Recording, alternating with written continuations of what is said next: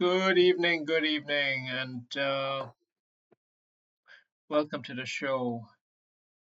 We have opponent here from Spain, Montefusco, playing the Nimzo Indian.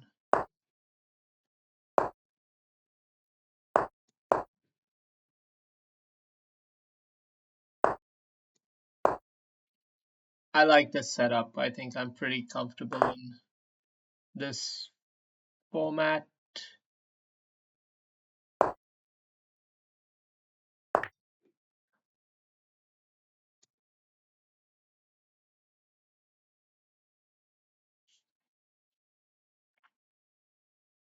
I'm tempted to take it here actually,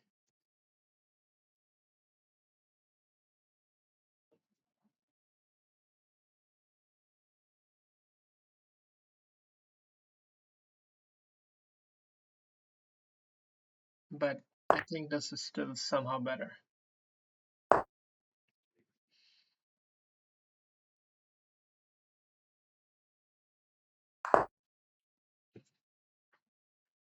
Okay, so we have a very pleasant looking setup, right? I mean, it's fairly pleasant on the surface. We might have the isolated queen pawn, but other than that, it's a pretty good development of pieces and all of that. So it's just how to do something effective.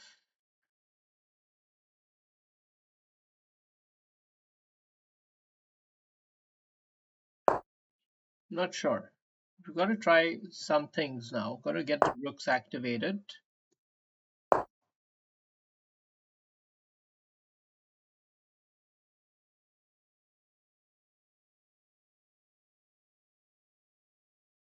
And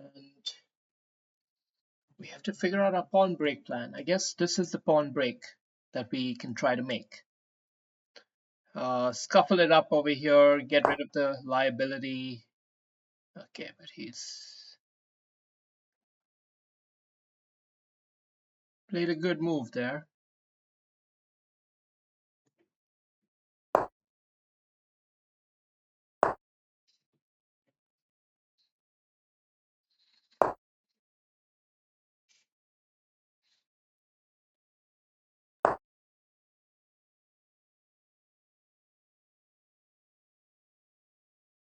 Somehow I feel he can't leave this situation unaddressed like that for so long.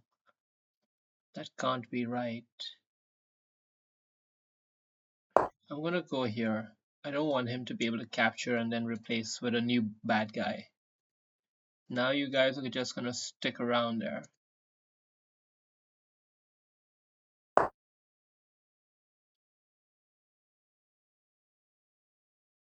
Interesting move.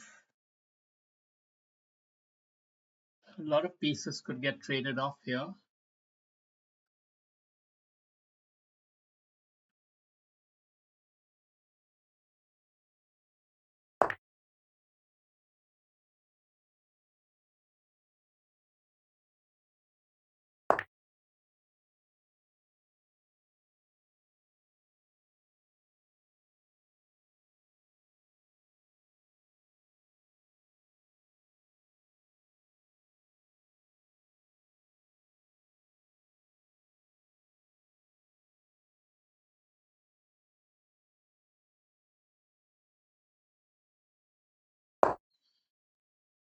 Not really sure.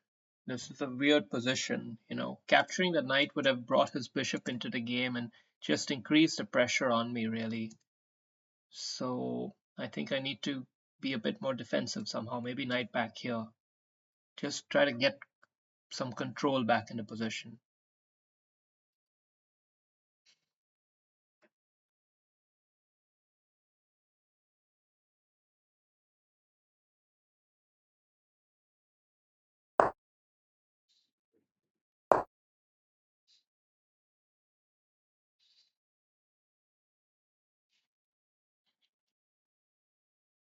This is a very likely move to create this kind of threat, but he doesn't go that way. Maybe we should re-challenge the open file. Just sort of try to grind the game down, take the game a little bit deeper into the position. Try not to lose the game outright. That's what I'm trying to do here. Um,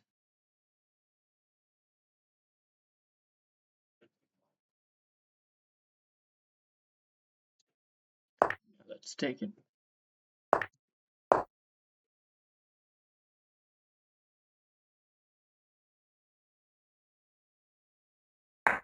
So now we're basically operating with the attitude of um,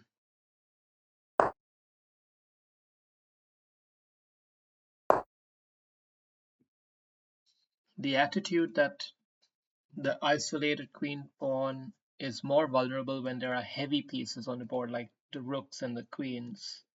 And now with those swapped off, I think this is a little bit easier to manage. Probably.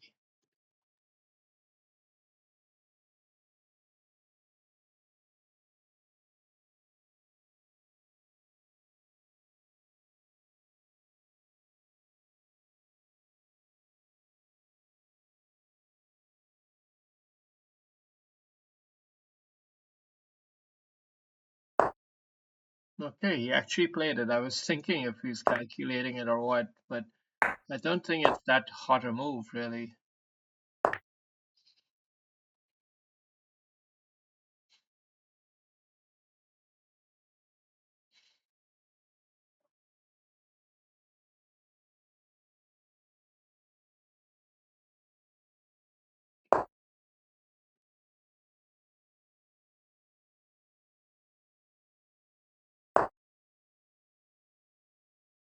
Maybe you have to trade.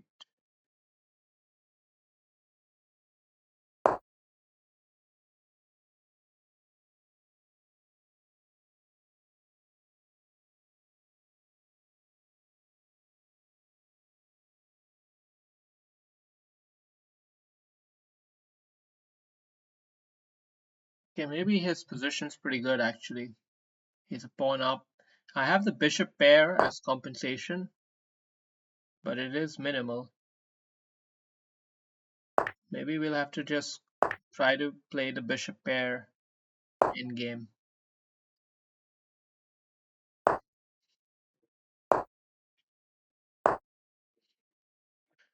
Yeah, we could take it to a drawish bishop in game. Opposite colored bishops.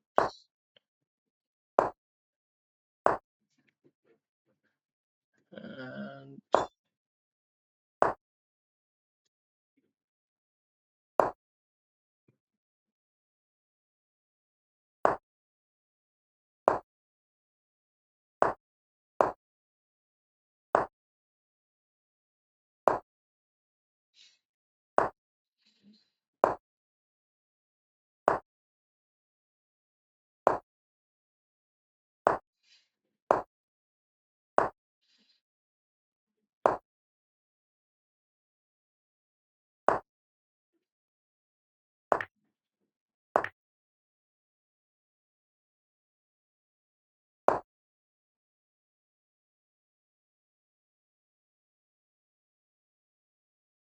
yeah, it's just gonna be a slow grind.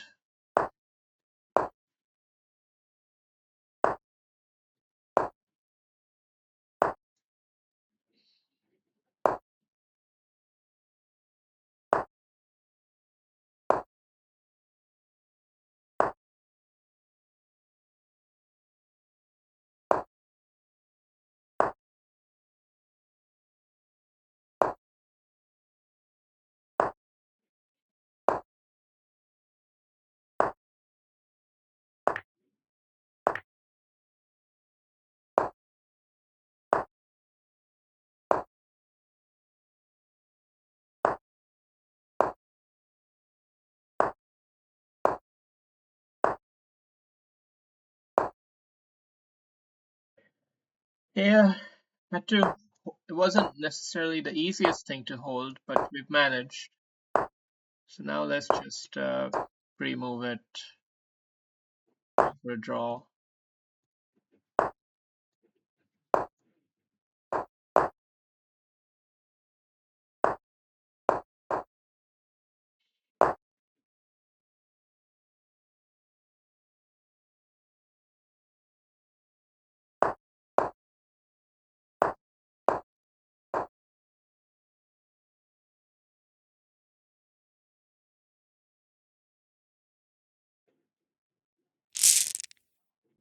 Good game.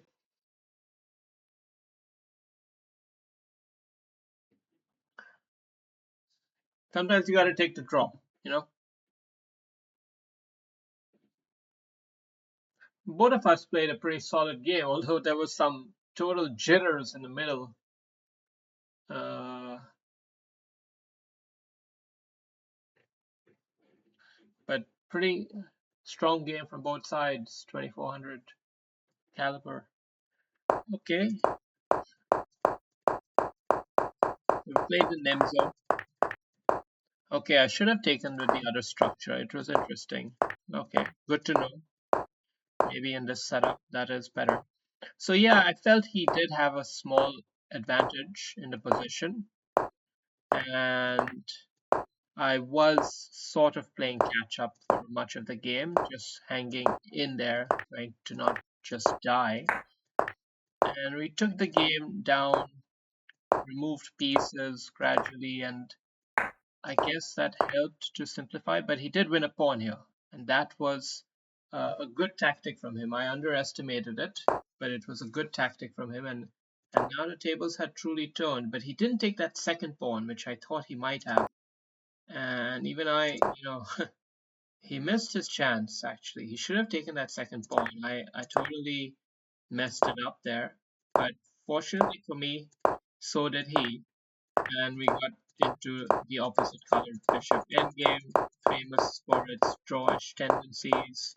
So we have to say there were some serious strategic missteps from our opponent to let this happen. And even there, I blundered then. You see, I blundered something major here, right? This move. I should have got my king back closer to the action, absolutely. This did become a bit scary, but he didn't take it with the right way. He should have taken it with the king to shoulder off my king and then walk the pawn down. Technique is everything in chess. And here, that subtle thing made all the difference.